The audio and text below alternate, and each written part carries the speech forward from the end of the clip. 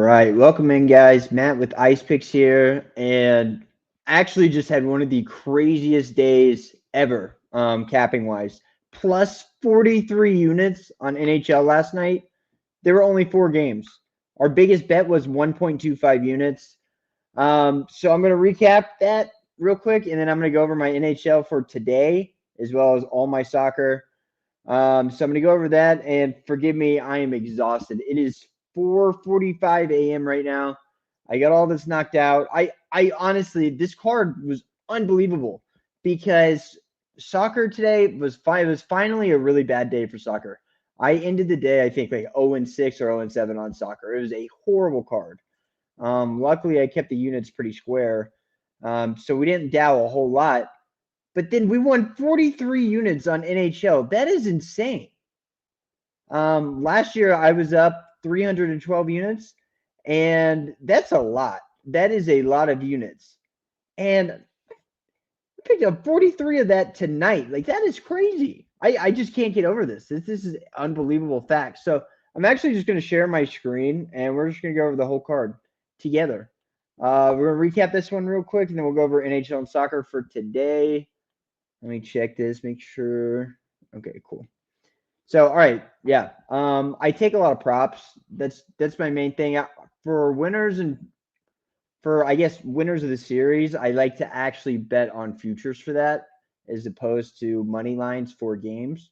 That's how I think. That's where I see value in a 7-game series. Anyhow, plus 43.61 units yesterday on NHL. Shot props plus 8.82. Parlays, round robins, and live bets go plus 34.79. This is utterly ridiculous. I actually missed my first play. I had Avalanche to win, and I had Panthers Capitals over 5.5. Bought down a little bit, missed that one. Then we hit Avs over 5.5 and Capitals plus 1.5. So we get that right back. We're plus 0.13.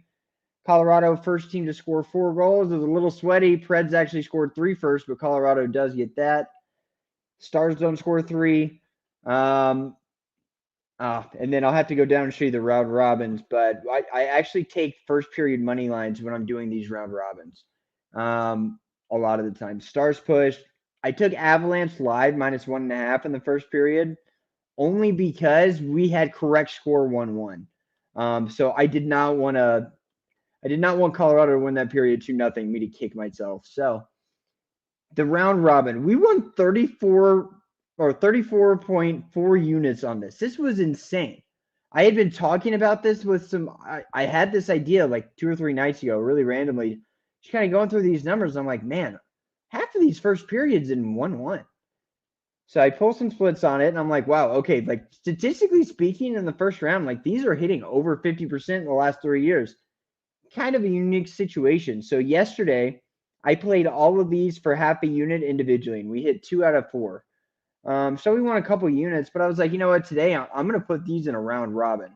And if I would have put all of them on just tie instead of correct score, it would have won, but it would have won a lot less because this is plus 500. These are not, I mean, what's crazy to me is that now officially we have hit, okay, we've hit 6 out of, no, we've hit 5 out of 8 now, obviously. We hit 3 tonight, and then we hit 2 the night before, so 5 and 3 on 8 so far. That's pretty good. So I'm not going to be pushing my luck a whole lot with this bet, but really simple. I ran a round robin, which I almost never do, instead of a parlay, only for the fact of the matter is that I know that most likely, or hopefully, at least half of these will win, and maybe I'll get lucky, which is exactly what happened in this Preds game, where they score for absolutely no reason with 30 seconds left in the first period, get a lucky bounce, and we cash it. And that's exactly what happened. Just absolutely insane. There was the 3 legs on here, these right here, and the round robin that hit on these 3 legs, it was plus 23,300. $10 would have won you like $2,500. Oh, almost. It's insane. Insane. Yeah, unbelievable. And then prop bet, shot props. I didn't even take any goalie props tonight. I only lost one game. It was his first one. Kudnets. I can't even say his name. I messed up in that last video. Anyways, I missed him. Hit Barkov, missed Mantha. It sucks though because last game I played Carlson. This game I was like, I'm actually going to sit Carlson, play Mantha. Carlson cashed in the first period. Mantha did not cash. Flame Star is not bad. I took the value shot on Lindholm. He only had one, so it didn't hurt me because he would have missed his normal prop anyways. And I played that for less. Rupance over 2.5 shots for Dallas. Hannafin over 2.5, and Toffoli over 2.5, all for Calgary. Backlund, he had 7 shots missed or blocked in the first 2 period. And then he finally got one early in the 3rd period. And then with like 4 minutes left in the game, he has a great chance and he scores. And that was it. So he ended with 2. And then this was my favorite game of the night. I'm a huge Preds fan. Definitely was not our year this year. We knew that, but I have been crushing props in this series. And this was a honey hole tonight. It was a honey hole.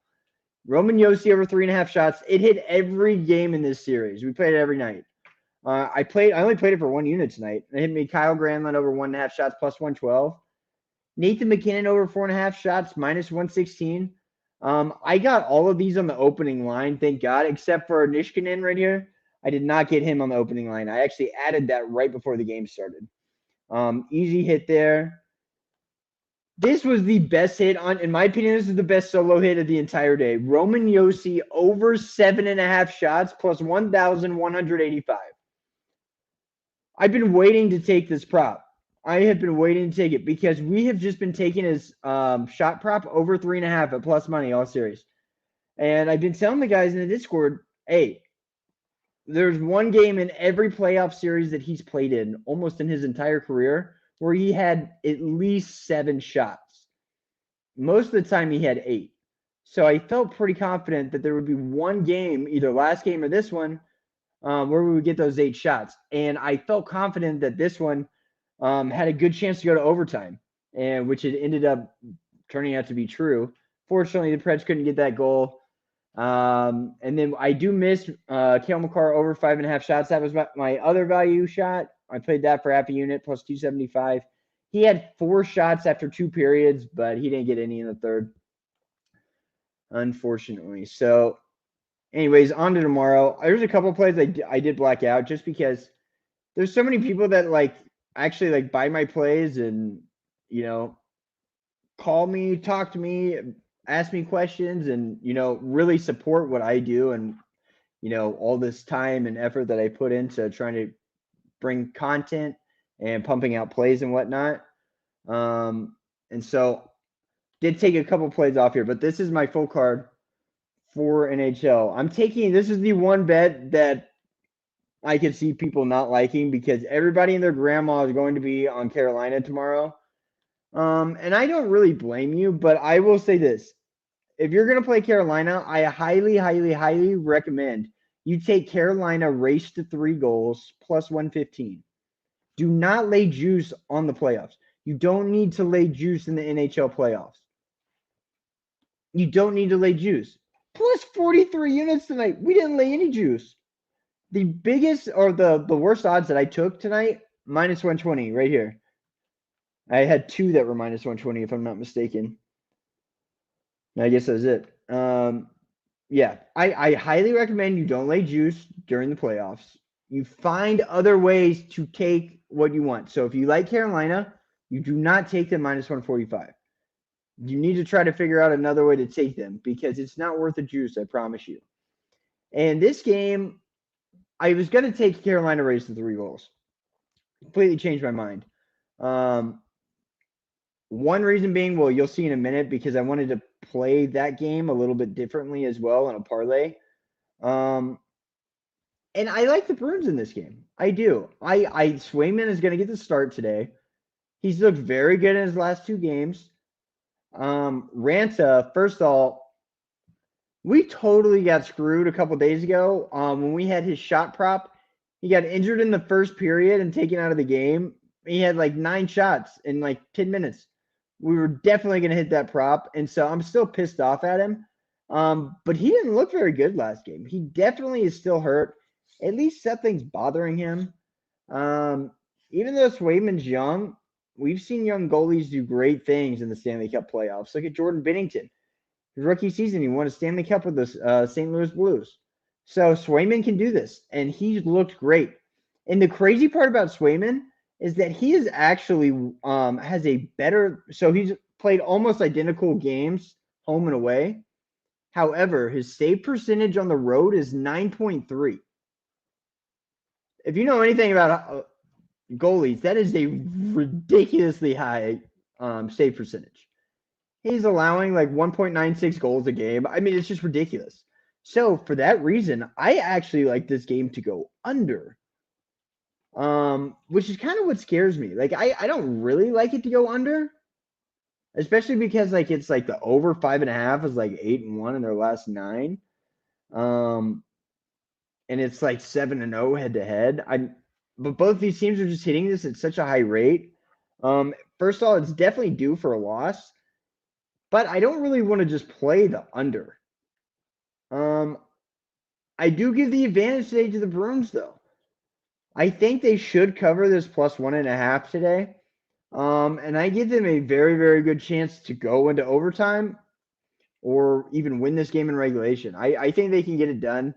And another reason I do really like this is because I'm telling you guys, everybody is going to bet on Carolina today. And usually that is just a bad omen, especially this being the first game of the day. And it is Tuesday. I do not like playing favorites on Tuesday on any sport. Tuesday is the worst day of the entire week for gambling, in my opinion. A lot to that. But anyways, let's keep moving here. 1.5 unit parlay. Skip that one. 1.25 units here. So this is interesting. I'm playing NHL probably in a way that you may have never seen anybody play it. And I absolutely love this. The numbers on these period totals that I'm playing are undefeated in the playoffs, and they're hitting over 80% on the season and over 85% head to head. I mean, on all these, you can't argue it. It definitely could miss. Like obviously, not every period goes over 1.5. That is for sure.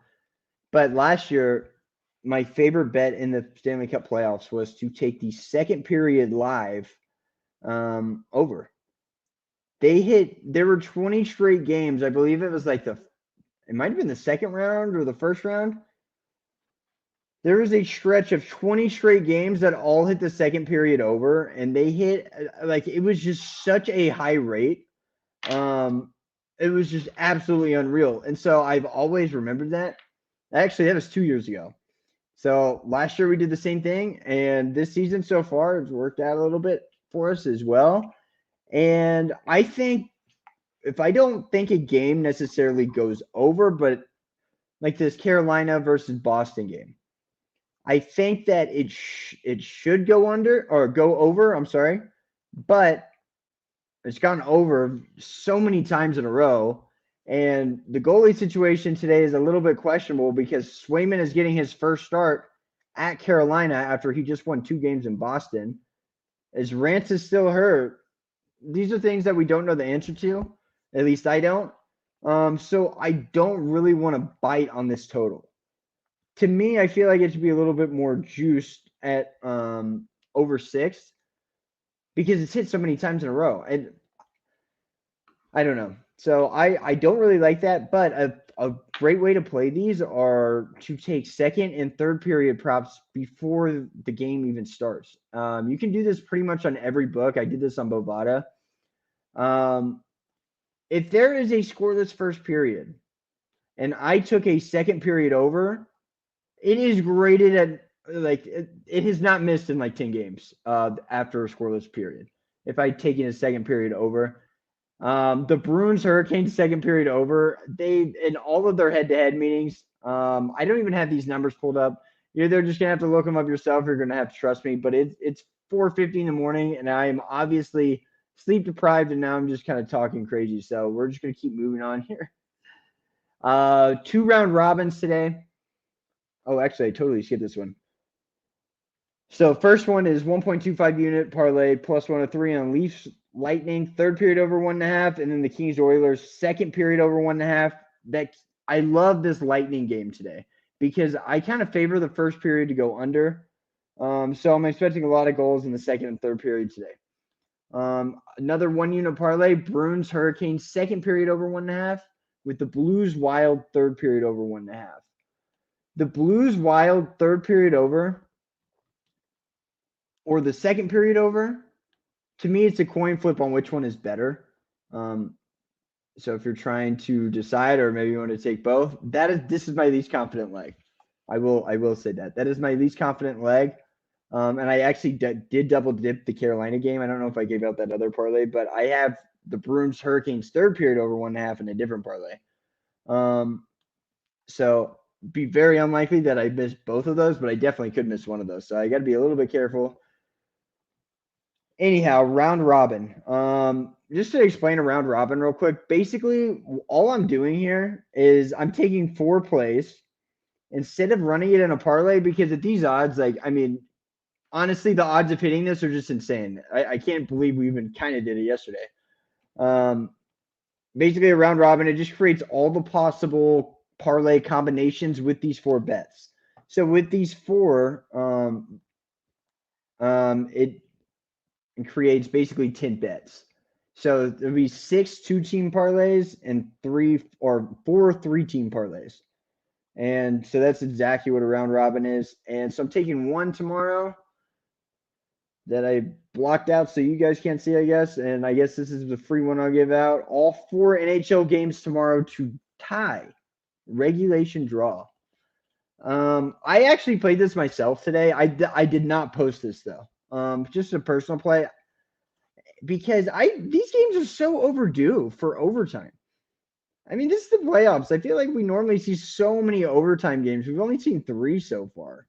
It's coming. It is coming. This Carolina-Boston game, I feel overtime. I'm feeling freaking overtime. And that's why, like, my Bruins basically double chance in regulation tomorrow. Even though it's minus 125, I think it hits. I like pretty much all these games to go to overtime. Blues Wild, absolutely.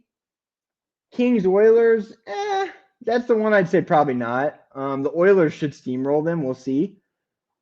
And the other one that I would say, we could, but probably not, is Tampa versus Toronto. And I can't really pick a winner in that one, but their scorelines are absolutely insane. If you go look at their scorelines, there's actually a really interesting angle that I like on that game that I may end up playing. And I'm going to take half a unit on both of those teams, race to 5 goals. Tampa is plus 320 to score 5 goals first. Toronto is plus 300 to score 5 goals first. If nobody scores 5 goals, then you lose. But there have been 7 straight head-to-head games where at least one of these teams has scored 5 goals. And it's just crazy how much firepower these 2 teams have, because they can just score so quick. And I really wanted to try to convince myself where, like, there was a way where I could take Toronto to score 5 plus 300 and then take Tampa team total over 3.5 plus 120 and talk myself into that making sense where I would still profit. But really, with the numbers, whoever wins this game has been covering the puck line in literally every game. It doesn't matter which team wins. They've been covering the puck line by a lot. And so, like, it's almost worth, like, if you like Tampa, take Tampa minus 1.5, like plus 300 maybe. If you're gonna go for some value, I don't know. I'm kind of just shooting ideas now, but I am not playing that. I'm still thinking about putting half a unit on each of the race to 5 goals though, because if one team does get that, I'm guaranteed at least 1 unit profit. But if nobody gets 5 goals, then I'm minus 1 unit, which is okay. But interesting. Just think about it. If you like that, maybe send me a message or something. I would love to have somebody else's input on some of these props for sure. All right. So round robin, I think we hit at least 2 of these. Hopefully we can hit 3 again. It's a nice payout. It's not as nice as the payout was on tonight's at all plus 500. But I do like this, and there's a chance that we could hit all four. But I definitely would like to see us hit at least two of these, hopefully three. So, but if we hit two, we'll win a few $100 off of one unit. Can't complain there. So let's move on. All right, now I'm going to soccer. I finally got waxed on soccer. I have been talking my shit on soccer, and I got clapped today. I'm not hiding it. I got smacked, completely smacked on soccer today. I was due because I've just been on complete fire pretty much for like the entire month. So I got smacked today. So what's crazy about this is that I missed the first two games. I didn't even know that I hit the first two periods to be 1-1. Somebody called me like right when I finished up this card. So I was like zoned the fuck out, like making this card like all day. I spent all day on this freaking soccer card. So this better be a sweep. I'm not even playing anything heavy. I love Switzerland. The Swiss Challenge League has been very kind to me. Not as kind as the Premier League, but it still has been kind. And I really like this play here. Thun versus Schaffhausen, second half, highest scoring, -110. This is hitting 70% of games on the road for Schaffhausen, 63% at home for Thun. Great as well head to head. But really, this is a situational play for me because I like this game to go under. But if you look at either of these teams' form, there's no way that you could actually bet the under and like kind of reason with it and feel safe. Instead, so I'm taking second half highest scoring because of the actual statistics to back it, the win percentage on it. And I also lean this game to go under. I think this is probably 1-0, either side at halftime, maybe 0-0. And then we see quite a few goals in the second half. But this is a must-win game for Schaffhausen. I'm definitely going to be expecting him to be pressing because Thun is not getting shut out. I actually think Thun wins this game. I really do. I really like Thun, but I'm not confident enough to play a winner in really any of these games in Switzerland tomorrow. So anyhow, second half high scoring -110. And then I'm going to Kreins versus Vaduz. First half over 1.25, -115. Then I'll toss half a unit on first half, both teams to score +260. So this is one of the craziest statistical plays I think I've ever just like stumbled upon. So this team Kreins, right? They're in like the 36th round or 36th week maybe. They have 3 games left in the season, so it's almost the end. Kreins is at home tomorrow. They have scored 0 goals in the second half at home, but they still are hitting both teams to score in 33% of their games. Like, how have they not? They've scored in the second half on the road, but they have not at home. Make that make sense, because it doesn't. I just don't understand. But even head to head, this is hitting the last 2 that have been at Kreins. So I think this is really interesting. And the great fact about this game and taking goals here and not a winner is because Vaduz is a team that really doesn't have much to play for. But they're the second highest scoring team in the entire league. They got like 65. I don't know if I wrote it down there. No, I didn't. They have like 64 goals, I think. But they conceded 62, which is the second most, right behind no one else than Kreins, their opponent, who's given up like 85 goals. They suck. They have 13 points. The next team above them has 49. So, yeah, they're super relegated for sure. But anyhow, that is what I like in that game. I really think that's a good look on it. And next up, Parlay and going to Belgium at 3 p.m. Eastern, taking Genk. Team total over 1.5, -180. This is kind of weird because they're playing, I think they're playing, I'm going to have to pull it up. They're playing Charleroi, I think. And they played each other last meeting. And typically I don't like to play teams after they just play another team, but this is kind of too hard. This is too hard to pass up, especially because they just ended the game 2-2. They scored 2 goals at the very end of the game to tie it at Charlie. And now we're coming back to Genk today. And they really need some points. I think we see a lot of goals fly. I don't think we're going to see them hold back at all. Right now, Genk is in second place in the standings, right behind none other than Ghent with the T with 37 points. So please, I'm gonna have to make sure you take Genk, not Ghent. It's on the screen. So if you mess that up, it's not my fault. Maybe you mess it up and you get lucky because maybe I'm wrong, but we'll see. And next leg on this parlay is none other than what I had already talked about earlier. Schaffhausen team total under 2.5. Yes, it's minus 335, but it gets this parlay to even. And like I said, I don't have the nuts on me to play Schaffhausen under 3.25 tomorrow. So instead, I'm going to take their team total under 2.5 because again, I do think Thun probably score 2 or 3 goals in that game and maybe even win. So I'm going to take Schaffhausen team total under 2.5, and I'm parlay with Genk team total over 1.5 minus 180 in Belgium. And last play for me on the board, Switzerland Super League, 2:30 p.m. Eastern, 1 unit St. Gallen first half team total over 0.5 plus 140. So let me say a few things about Switzerland right now. Super League, Switzerland, the Swiss Super League has been one of my best leagues this season. Mainly because I just bet on Zurich every week. They're just a freaking wagon. But the last 4 or 5 weeks, I've been betting on St. Gallen every single week, in some way, shape, or form. Even last week, they actually played Zurich, and Zurich already clinched the championship. But I still played the first half over, and it easily cashed. Both teams are scoring over 2.5. Actually did hit in the first half in that game. It was kind of nuts.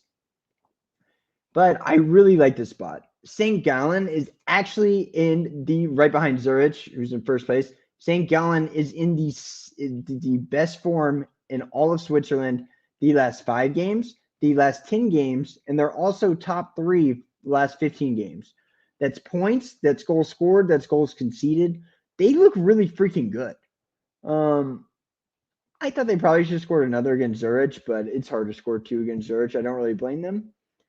We're playing a young boys team tomorrow that has really, really been struggling.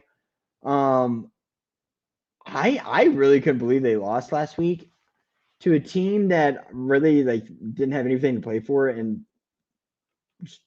beat young boys 3-1 after a 0-0 first half.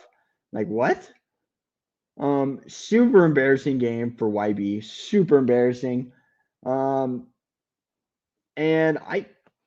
St. Gallen is +1 tomorrow. I don't mind it. I like it. I think a lot of people are going to be taking young boys, and it's Tuesday. Like I said, I don't like taking favorites on Tuesday. This might be a great time to take St. Gallen to maybe even win this game. But I'm going to keep this simple. I'm going to take them to score in the first half because it is ridiculously +140. Yes, I know young boys have had some 0-0 first halves even last game. They are at home. Even head-to-head, we should see at least one first half goal. Both teams to score the last time I looked was -190. The over 2.5 was -225. So obviously, a lot of people here are expecting young boys to score the first 2, if not 3 goals. I totally disagree, and I really don't give a fuck what anybody thinks. I'm going to keep riding the St. Gallen play. Every league play match in 2022, except for their last one on the road against Servette, which was 2 games ago. In a game, they actually won that game 2-0, but it was 0-0 at halftime. Anyhow, they have scored in 12 of 13 first halves in Switzerland in 2022. It's 12-1.